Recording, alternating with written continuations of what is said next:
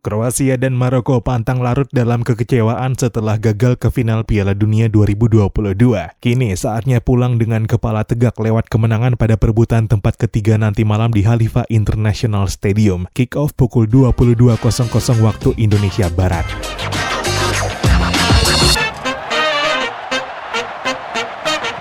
Halo dan selamat datang kembali di Papa Bola. Argentina versus Prancis di final Piala Dunia 2022 memang jadi laga paling ditunggu akhir pekan ini. Namun bukan berarti laga Kroasia kontra Maroko nanti malam sekedar jadi penghibur sembari menanti puncak gelaran turnamen di Qatar kali ini. Karena tanda-tandanya display dari kedua tim berpotensi menyuguhkan pertandingan ketat yang memperebutkan medali perunggu tersebut. Abdul Raham Al-Jassim ditunjuk sebagai wasit untuk memimpin pertandingan nanti malam. Inilah pertandingan kedua Al-Jassim di Piala Dunia 2022 setelah yang pertama dijalankannya pada laga Amerika Serikat versus Wales di babak grup A. Dan setelah mendapat jeda cukup panjang untuk akhirnya kembali memimpin pertandingan di turnamen ini, Al-Jassim kemungkinan bakal melewati laga yang sangat menguras energi. Dari kubu Kroasia, pelatih Zlatko Dalic dalam situasi yang memungkinkannya menurunkan tim terbaiknya untuk laga perebutan tempat ketiga nanti. Jenderal lapangan tengah Kroasia, Marcelo Brozovic memang sempat ditarik keluar pada laga semifinal melawan Argentina karena cedera. Namun belakangan dikabarkan Brozovic nggak mengalami cedera serius dan diperkirakan kembali fit untuk pertandingan nanti malam. Maka yang jadi beban pikiran Zlatko Dalic saat ini adalah menentukan siapa striker yang bakal dimainkan menghadapi Maroko. Sebelumnya di nyaris sepanjang turnamen, Dalic memainkan Andrej Kramaric di posisi striker, namun di semifinal digantikan oleh Bruno Petkovic. Menjadi tanda tanya siapa di antara keduanya yang kembali diturunkan melawan Maroko. Sementara Maroko saat ini didera banyak persoalan cedera. Lini pertahanan Maroko sebagai yang terbaik di Piala Dunia 2022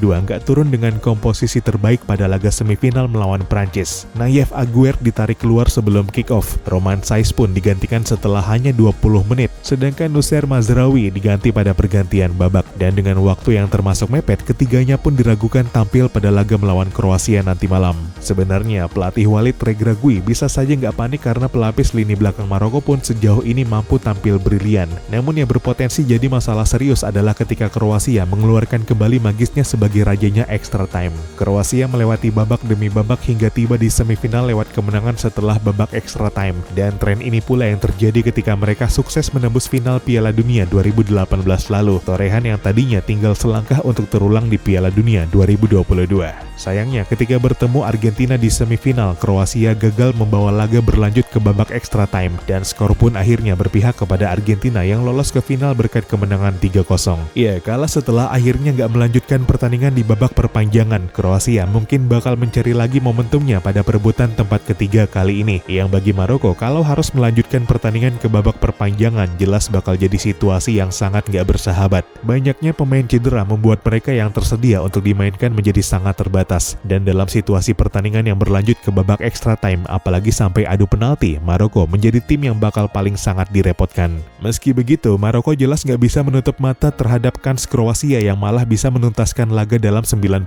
menit. Dan untuk menghindari kemungkinan buruk tersebut, Mateo Kovacic berpotensi menjadi nama yang harus paling diwaspadai. Brozovic dan Luka Modric kalaupun dimainkan jelas bakal nggak dalam kondisi sepenuhnya bugar di laga malam ini. Maka Mateo Kovacic yang lebih muda dan juga lebih sedikit menit bermain dari Modric dan Brozovic berpotensi menjadi senjata utama Kroasia di lini tengah untuk menghadapi perlawanan Maroko. Apalagi setelah penampilannya yang menjanjikan di laga semifinal melawan Argentina kemarin berkat keunggulan fisik dan kemampuan bagusnya ketika membawa bola. Kovacic yang bermain 90 menit penuh melawan Argentina melakukan 6 kali dribble yang 4 diantaranya komplit serta terlibat di 15 duel dan memenangkan 10 diantaranya. Dua catatan yang tertinggi di Kroasia pada laga tersebut. Sementara dari kubu Maroko, Azzedine Ounahi bakal jadi pemain yang berpotensi paling penting untuk diwaspadai. Ya, Maroko memang memiliki Achraf Hakimi dan Hakim Ziyech yang kombinasi keduanya menjadi ancaman serius di sisi kanan lapangan Maroko. Namun Ounahi sungguh pemain yang kontribusinya juga sangat krusial bagi Maroko. Usianya masih 22 tahun namun bermain sangat elegan dari posisinya sebagai central midfield.